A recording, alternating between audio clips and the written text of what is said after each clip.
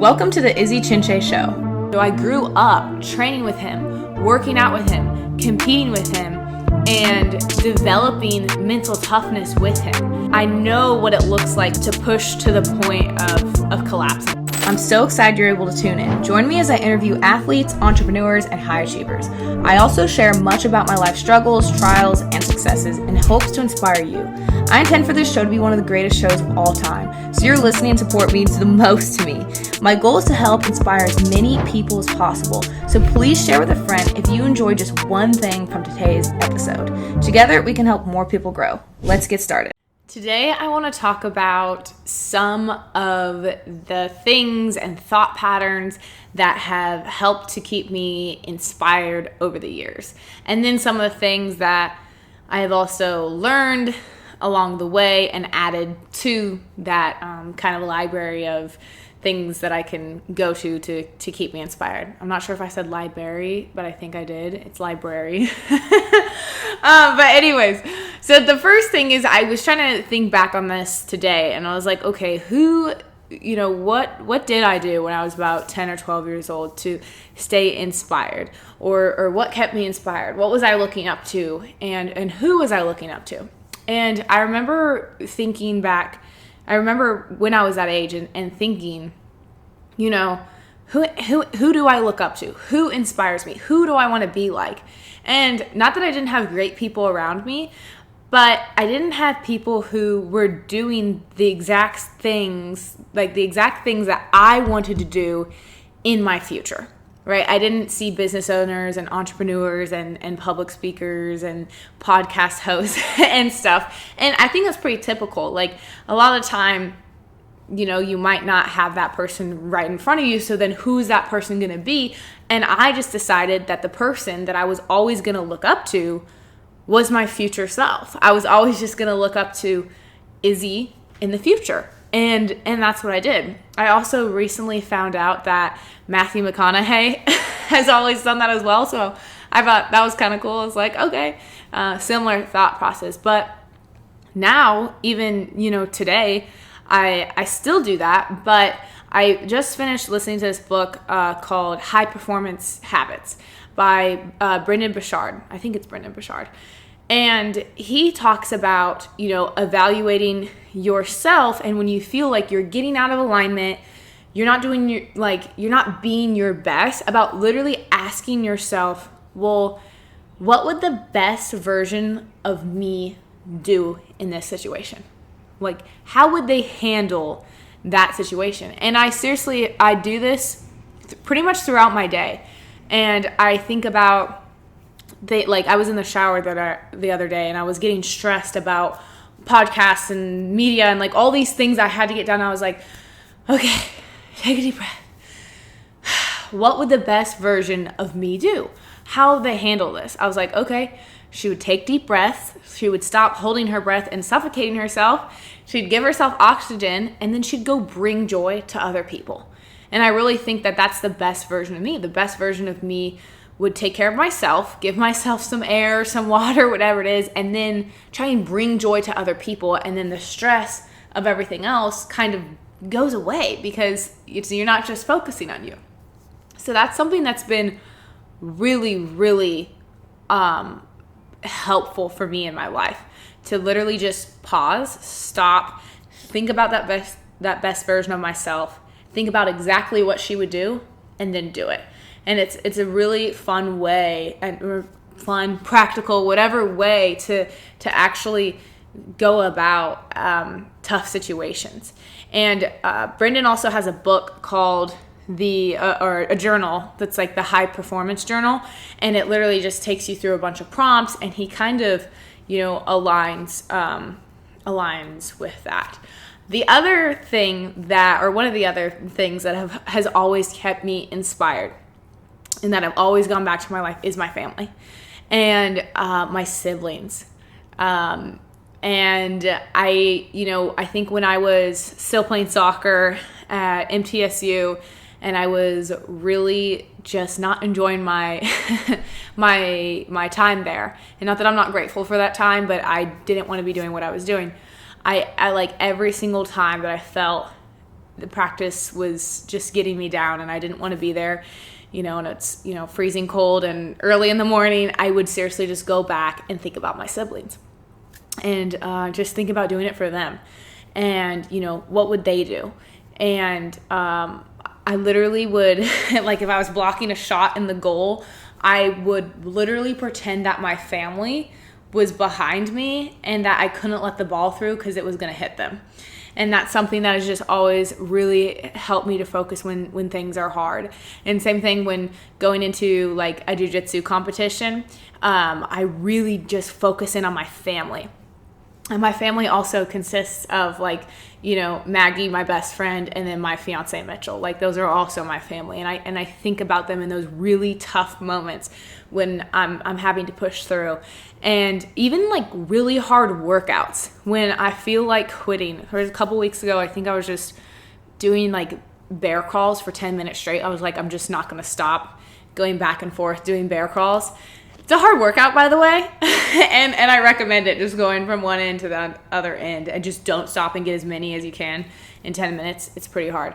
My shoulders and lats were burning. But anyways, even in that, I think I was like 6 minutes in, and I was just like, man, like, I want to quit. Like this, that just comes up, you want to quit. And I just thought about my siblings again. And then specifically in that, my older brother, Jack, him and I are really close. We were actually talking the other day, and we were like talking about how we think we're soulmates.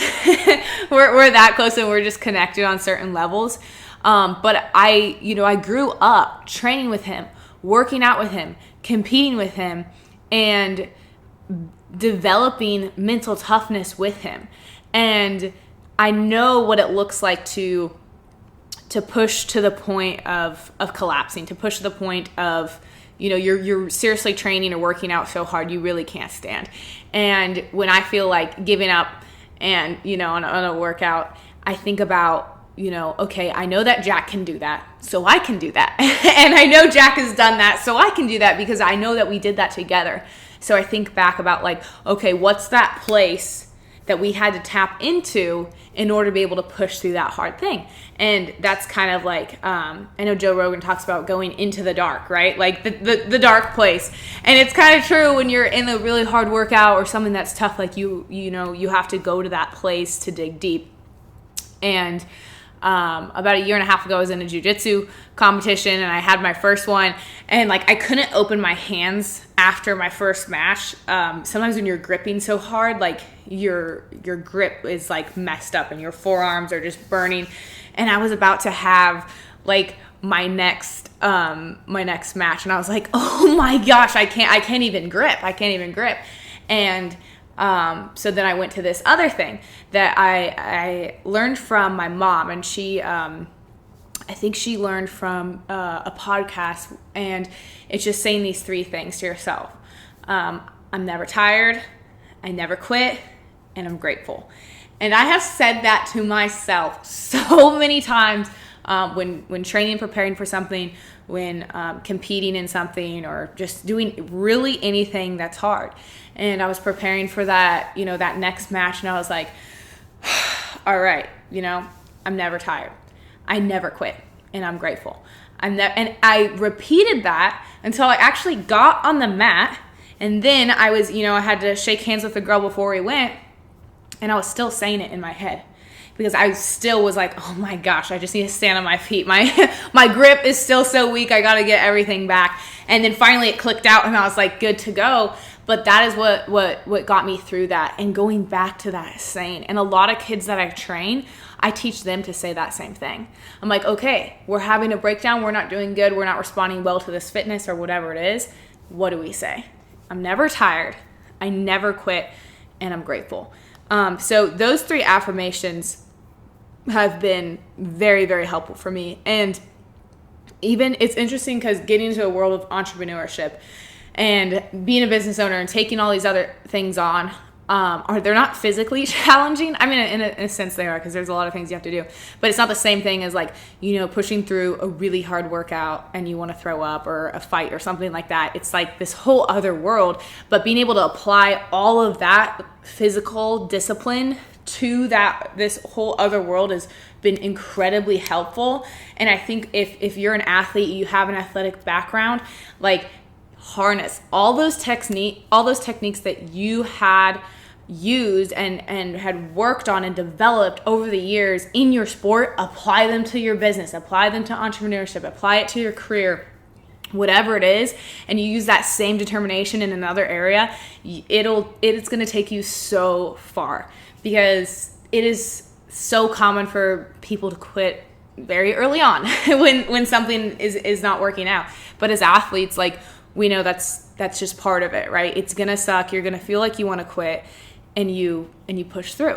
So those are kind of my three big things that help me stay inspired, right? So looking up to myself, the best version of myself, and questioning myself and challenging myself. Like, are you being the best version of yourself? Usually I'm like, no, not at all, right? I'm like, okay, I'm not taking care of myself. So like, hey, is this the best version of me? And then next is like, who are those people that you can think of that just like inspire you and you're going to do anything for? And I just go back to a place that I have cultivated. Like, I can just picture all of their faces in that group, but I'm like, I am working for them. I'm going to make this happen for them, for my family, because, you know, I love them and I trust them and they trust me, and I want to inspire them and do it for them, and just as they would for me. And then that third is those affirmations. I'm never tired, I never quit, and I'm grateful. And I actually am realizing I haven't said that much in my, entrepreneurship like journey, those affirmations to myself. I'm just like, you got this. I tell myself all the time, like, you got this, you're awesome, go do it. But I think I'm going to go back to that. Like, I'm never tired, I never quit, and I'm grateful. And being able to be composed enough in a moment to tell yourself that and then just focus on those things is very, very helpful. So that's all I have today, but I hope that it helped you, and thank you for listening. Thank you so much for tuning in today. I'm so grateful for your support. I'm already excited for the next show. Turn on notifications and be on the lookout for my next episode. Also, please share the show with anyone you feel like might benefit from listening to. Thank you for all your love and support. I will see you soon.